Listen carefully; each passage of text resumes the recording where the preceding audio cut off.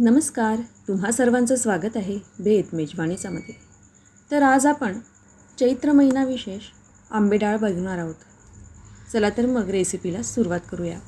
त्यासाठी मी इथे अर्धा वाटी चना डाळ पाण्याने स्वच्छ धुवून रात्रभर भिजत घातली होती आणि आता परत 1-2 पाण्याने स्वच्छ धुवून घेतली आहे। तुम्ही ही आंबे डाळ करताना तुम्ही ही डाळ 4 ते 5 तास आधी पाण्याने स्वच्छ धुवून भिजत घातली तरी देखील चालेल। आता ही डाळ आपण वाटून घेऊया। त्यासाठी ही डाळ मी मिक्सरच्या पॉटमध्ये घातली आहे। यामध्ये 2 ते 3 हिरव्या मिरच्या तोडून घालायच्या आहेत। त्याचप्रमाणे 2 ते 3 कैरीचे तुकडे घालायचे आहेत। यामुळे या आंबे डाळमध्ये कैरीची चव छान उतरते। तसेच चवीपुरतं मीठ घालून घेऊया आणि हे सर्व मिश्रण भरडसर असं वाटून घ्यायचं आहे। आता इथे हे मिश्रण मी भरडसर असं वाटून घेतलेलं आहे।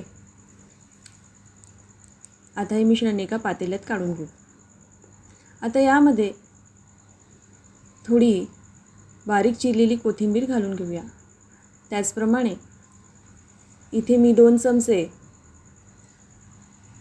खिसलेली कैरी घातलेली आहे। आता हे सर्व मिश्रण एकजीव करून घेऊया। इथे मिश्रण एकजीव झालं आहे।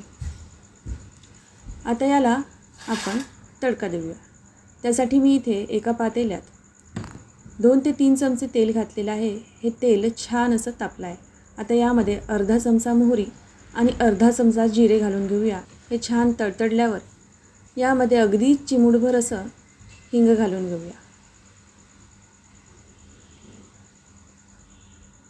गॅस बंद करूया आणि यामध्ये पाव चमचा हळद घालून घ्यायची आहे।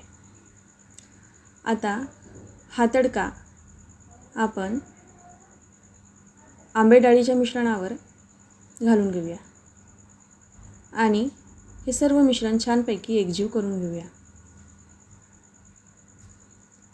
इथे हे मिश्रण एकजीव झालेलं आहे। इथे ही आंबे डाळ बनवून तयार झाली आहे। ही रेसिपी अतिशय सोपी असून आंबे डाळ अतिशय चविष्ट बनते। तुम्ही एकदा नक्कीच ट्राय करून बघा, खूप छान लागते। तुम्हाला जर ही रेसिपी आवडली असेल तर लाईक करा, शेअर करा आणि सबस्क्राईब करायला विसरू नका। धन्यवाद।